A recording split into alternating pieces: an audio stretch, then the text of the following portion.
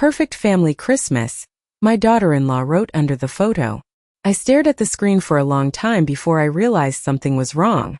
Everyone was there. My son Daniel. My granddaughter Chloe. Vanessa standing in the middle wearing the red cashmere sweater I bought her last winter. Even Daniel's brother and his family had made the trip to Aspen. They were all smiling in front of a massive stone fireplace with matching plaid pajamas and champagne glasses raised toward the camera. And then I noticed the thing that made my stomach drop. I wasn't in the picture because I hadn't been invited at all. At 68 years old, you start believing there are certain pains you've already survived. Losing your husband, watching your children grow distant, spending holidays in quieter houses than the ones you remember from your younger years. But nothing prepared me for the strange emptiness of realizing your family had learned how to celebrate without you long before you ever noticed it happening. The Christmas tree in my living room was still glowing softly near the window. White lights reflected against the glass while snow drifted quietly outside onto Maplewood Drive. I had spent 2 full weeks preparing for Christmas Eve dinner. The refrigerator was crowded with containers of homemade cranberry sauce, sweet potato casserole, and the pecan pie Chloe loved every December. A 20-pound turkey rested in the oven downstairs, slowly roasting while Bing Crosby played through the speakers Daniel had given me 5 years ago. I looked down again at the photo on my phone. Chloe was holding a mug of hot chocolate with tiny marshmallows floating on top. The matching pajamas caught my attention again. Navy plaid with little white snowflakes stitched into the sleeves. I had ordered those for everyone back in November after Vanessa mentioned wanting one of those cozy family Christmas mornings from Pinterest. I remembered smiling while wrapping them. I even attached handwritten name tags with silver ribbon. Suddenly my chest felt tight. I opened Facebook again and scrolled through more photos. Family dinner at a ski lodge. Vanessa laughing beside a towering Christmas tree in the hotel lobby. Daniel holding Chloe on his shoulders outside in the snow. Every image carried the same caption underneath from different relatives. Best Christmas ever. Perfect family getaway. So grateful for family time this year. Family time. I sat down slowly at the kitchen table because my knees no longer felt steady. My own dining room looked beautiful around me. The good china was already set out. Red linen napkins folded carefully beside gold candle holders.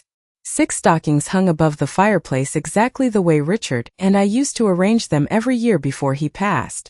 Mine was still there too, hanging slightly crooked at the end. For a moment, I convinced myself there had been some misunderstanding. Maybe they planned to surprise me tomorrow morning. Maybe Aspen was temporary. Maybe Daniel forgot to call. But then another photo appeared online. This one showed the entrance to the lodge restaurant where they were having dinner. A chalkboard stood near the hostess station with elegant white lettering written across it. Welcome Whitmore Family Christmas Dinner. Beneath it was a printed guest list attached with gold ribbon. I leaned closer to my screen. Daniel Whitmore. Vanessa Whitmore. Chloe Whitmore. Thomas and Emily Whitmore. 8 names in total. Mine wasn't there. I stared at that list while the timer on my oven finally went off downstairs. The turkey was ready. But no one was coming. I turned the oven off and stood there staring at the turkey for almost a full minute. The kitchen smelled like rosemary, butter, and cinnamon from the pies cooling beside the stove. Every year Richard used to sneak a piece of turkey before dinner and pretend he had not touched anything. I could still hear his laugh in my mind sometimes, especially around Christmas. The silence afterward always felt heavier. I wrapped the turkey carefully in aluminum foil even though my hands had started trembling. Then I covered the mashed potatoes, sealed the cranberry sauce containers, and placed everything slowly into the refrigerator 1 dish at a time. It felt strange putting away a meal meant for 6 people when the house still looked ready for guests. The dining room. Candles had burned low by then, thin streams of wax drying against the brass holders. Snow continued falling outside the windows, covering the walkway Daniel used to run across as a little boy carrying wrapping paper tubes like swords. I remembered how he once cried at age 8 because he thought Santa Claus might forget our house during a snowstorm. I stayed awake half the night back then building a fire in the fireplace just to comfort him. Now I looked out at the same snow-covered driveway and realized my son had not even sent a text message. Around 11:30 my phone buzzed on the kitchen counter. For one foolish second my heart lifted. I thought maybe Daniel had finally remembered me. But it was only a group notification from social media. Vanessa had uploaded another photo album. Aspen Christmas Memories.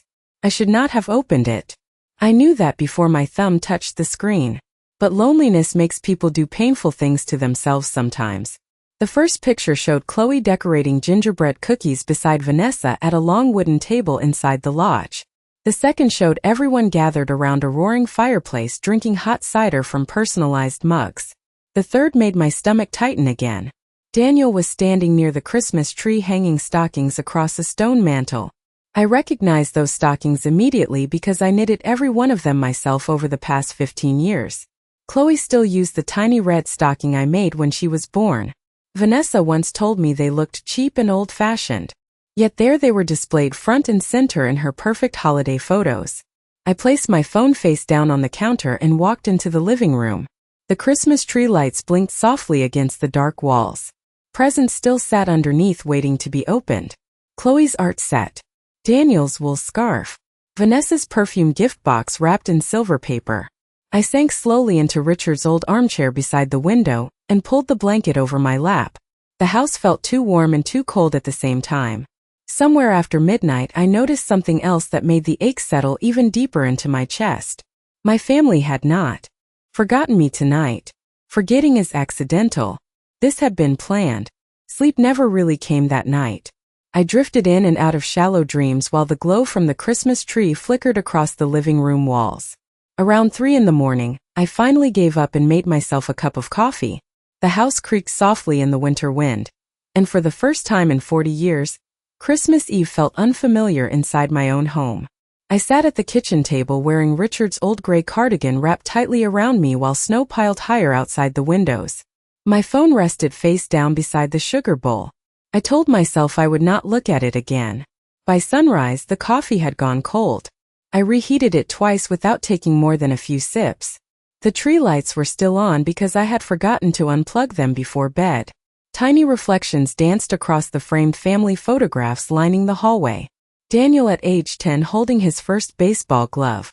Chloe missing her front teeth beside a pumpkin patch.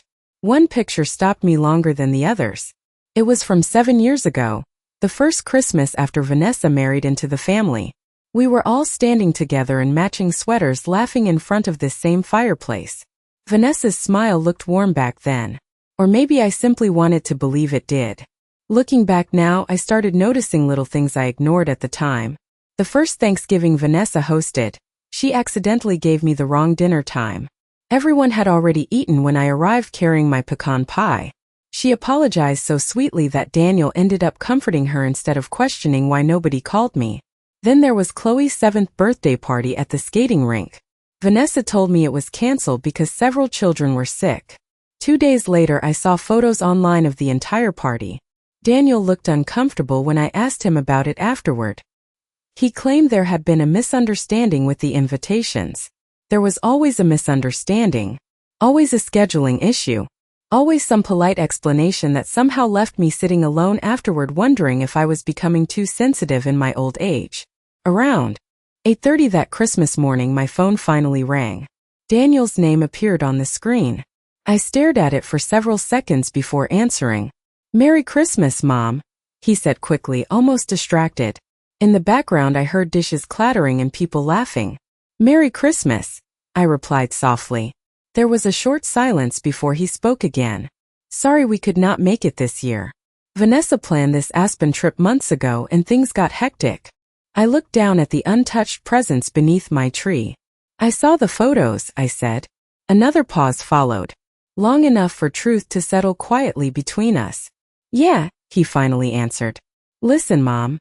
Everybody is heading to breakfast, but we will talk when I get back, okay?" Everybody. The word lingered after the call ended. Not family. Not us. Everybody. I placed my phone down gently beside my coffee cup and realized something painful. My son no longer sounded guilty. He sounded relieved. The rest of Christmas Day passed quietly. Around noon I carried the untouched presents back upstairs and placed them carefully inside the guest room closet. I could not bear looking at them under the tree anymore. Chloe's art set still had a silver bow attached to the top. Daniel's scarf smelled faintly like cedar from the wooden chest where I stored winter gifts every year. Vanessa's perfume box remained unopened in my hands a little longer before I finally set it down beside the others.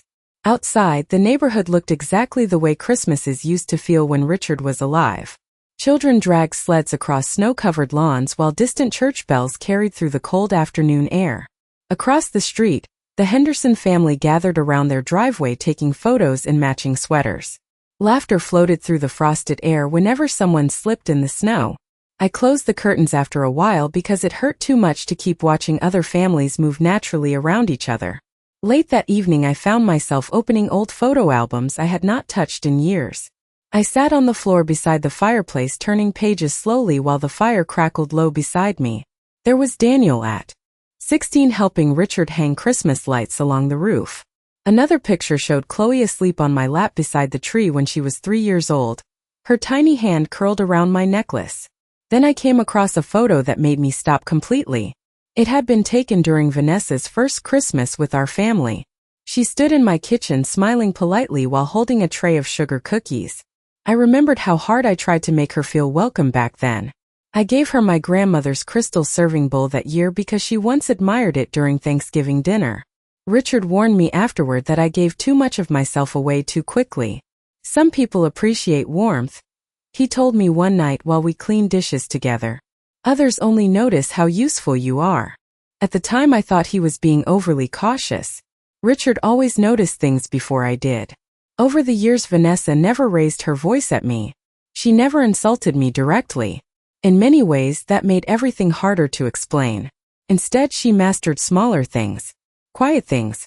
She would plan family brunches during my doctor appointments and say she forgot the schedule.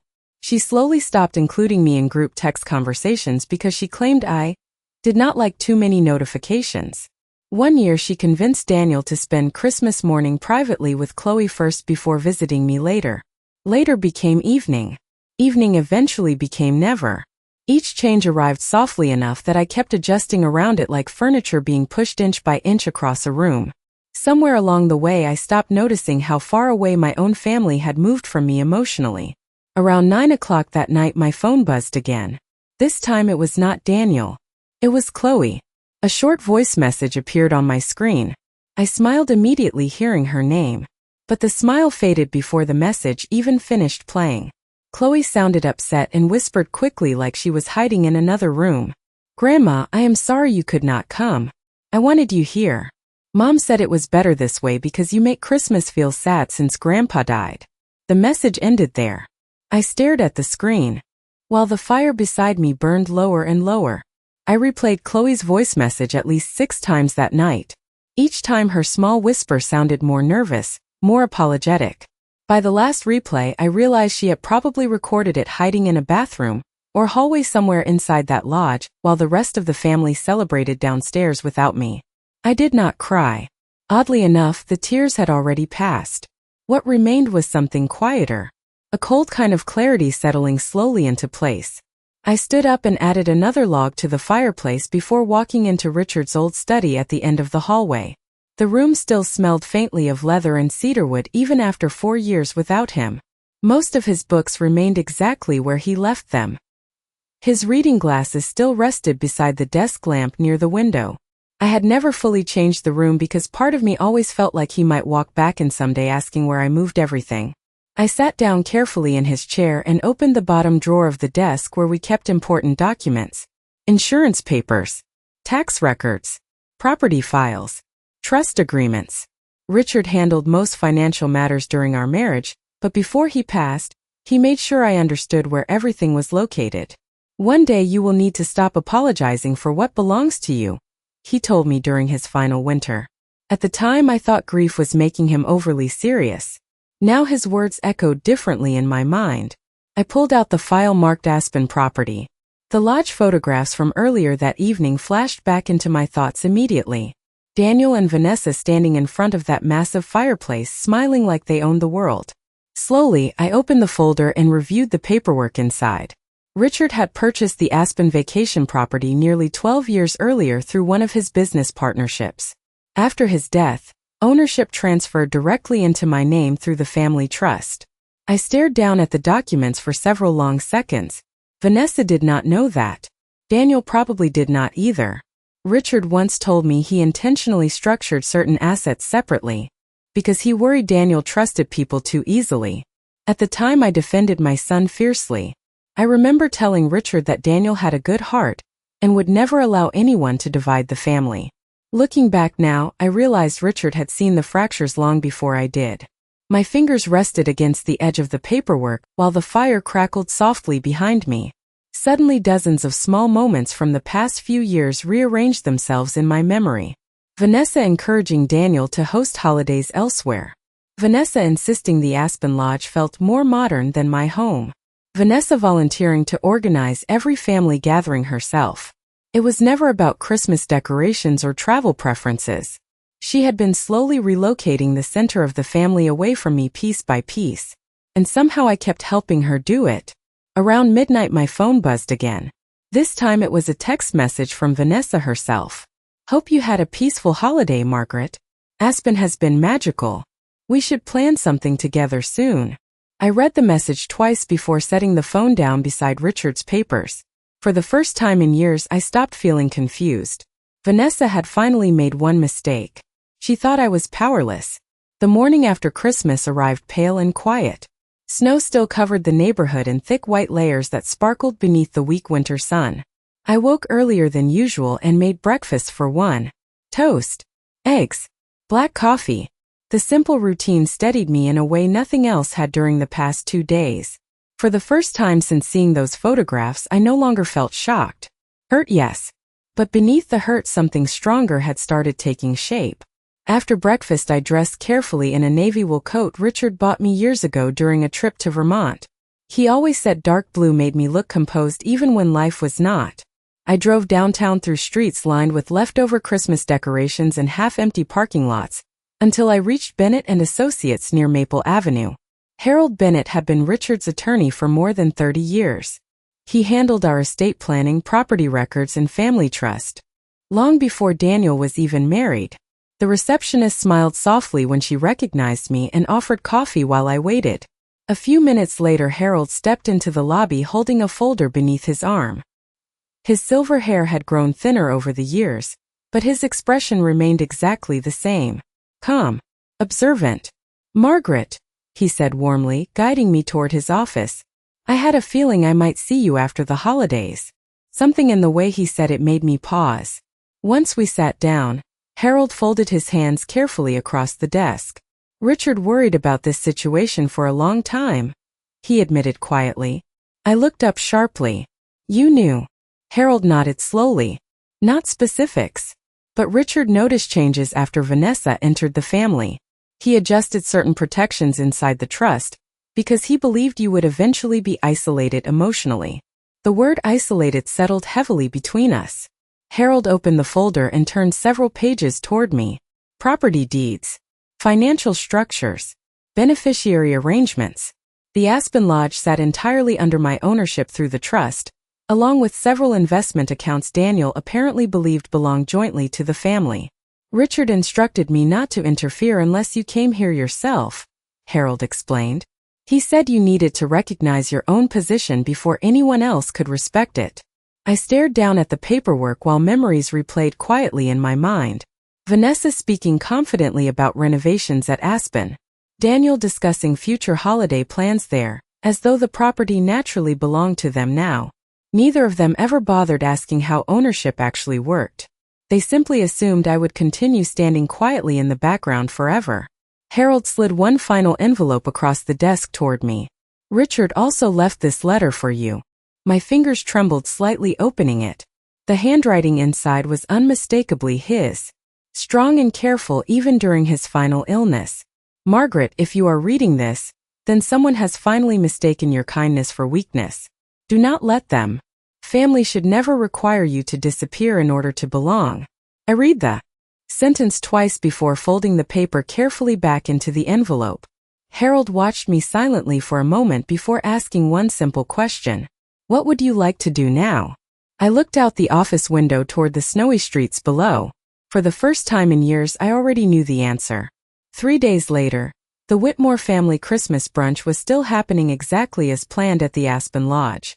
I knew because Vanessa continued posting photographs online every few hours as if she could document happiness into existence through carefully filtered pictures. There she stood beside towering windows overlooking snow-covered mountains, smiling with one hand wrapped around a champagne glass while guests gathered behind her in expensive sweaters and polished boots. Daniel appeared in the background of most pictures looking distracted, though I doubted anyone else noticed. Vanessa always knew how to arrange a scene so people only saw what she wanted them to see. By Thursday morning, I had packed a single navy suitcase and arranged for a driver to take me to Aspen. The flight from Chicago lasted just under 3 hours. I spent most of it staring quietly out the airplane window while clouds drifted beneath us like endless white fields. Somewhere over Colorado, I reached into my purse and unfolded Richard's letter again. The paper had softened slightly from how many times I had already read it. Family should never require you to disappear in order to belong. Those words no longer sounded sad to me. They sounded final. When I arrived in Aspen that afternoon, snow fell steadily across the town in soft silver waves. The streets glowed beneath strings of white holiday lights wrapped around pine trees and storefront windows. Couples walked arm in arm carrying shopping bags and cups of coffee while children laughed near the outdoor skating rink in the center of town. It looked exactly like the kind of Christmas Vanessa loved displaying online. Beautiful, expensive, carefully curated. The lodge sat farther up the mountain overlooking the valley below. By the time my car pulled beneath the entrance awning, the sky had already started turning dark blue with evening.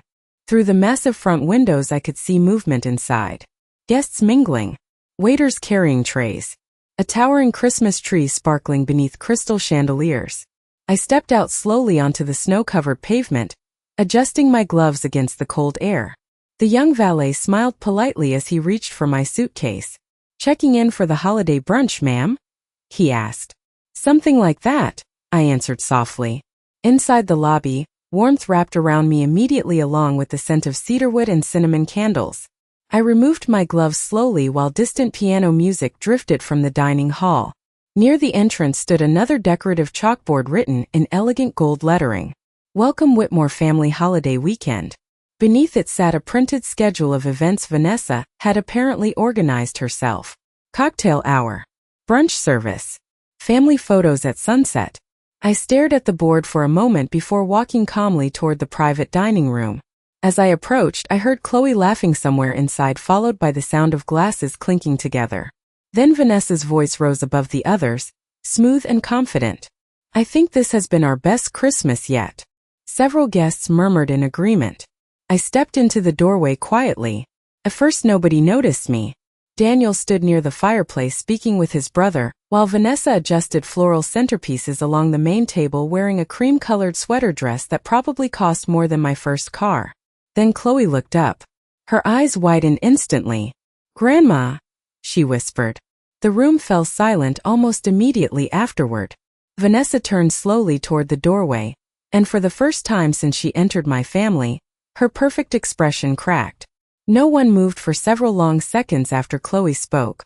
The only sound inside the dining room came from soft piano music drifting through the speakers overhead and the crackling fireplace near the far wall. Vanessa recovered first. She straightened slowly and placed her wine glass down with a controlled smile that did not quite reach her eyes. "Margaret," she said smoothly, as though my arrival had been expected all along. "What a surprise." I removed my gloves carefully and folded them together in my hands. "Apparently," I answered quietly. Daniel looked pale standing near the fireplace. His expression shifted between confusion and embarrassment, while guests around the room avoided eye contact altogether. Some stared into their drinks. Others suddenly became very interested in the dessert table near the windows. Nobody knew where to look when a family illusion started cracking in public. Chloe hurried across the room first and wrapped her arms tightly around my waist. "Grandma, you came," she whispered. I held her close for a moment, breathing in the faint scent of peppermint from her shampoo before gently smoothing her hair back from her face. "Of course I did, sweetheart." Vanessa's smile tightened slightly watching us. "We thought you preferred staying home this year," she said carefully. I looked directly at her for the first time since entering the room. That is interesting, I replied softly, considering nobody asked me. Another silence followed. Daniel finally stepped forward then. Mom, maybe we should talk privately, he said under his breath. No, Ian suarat calmly. I think the problem with this family is that too many things have been discussed privately for too long. The room became still again. I reached into my handbag and removed a thin folder before placing it gently onto the nearest table beside the floral arrangements Vanessa had spent all morning adjusting. I actually came because there is something important everyone should understand before making any more holiday plans here. Vanessa glanced down at the folder, her confident posture beginning to shift. Daniel frowned slightly. What is this? He asked. I opened the folder slowly and removed the Aspen property deed along with several trust documents Harold prepared earlier that week. This lodge belongs to me, I said simply. The words landed quietly but heavily across the room. Daniel blinked twice as if he had misunderstood. Vanessa's face lost color almost instantly. What? She whispered before catching herself. I continued calmly. Richard transferred ownership through the family trust years ago. Legally. And financially, Aspen has always been under my control. Daniel stared down at the paperwork with growing disbelief while Vanessa remained frozen beside the table. For the first time since I had known her, she looked genuinely unsettled. There must be some mistake, she said quickly. We have been managing everything here for years. Managing is not owning, I replied. My voice never rose. It did not need to. Around us, guests shifted awkwardly, while the beautiful Christmas atmosphere Vanessa created began collapsing beneath the weight of simple truth. I reached into the folder one final time and removed Richard's handwritten letter. My husband once told me something important, I said quietly. He said family should never require someone to disappear in order to belong. Daniel lowered his eyes immediately. Vanessa said nothing at all. And in that moment, standing beneath the sparkling Christmas lights she had so carefully arranged, I realized something surprising.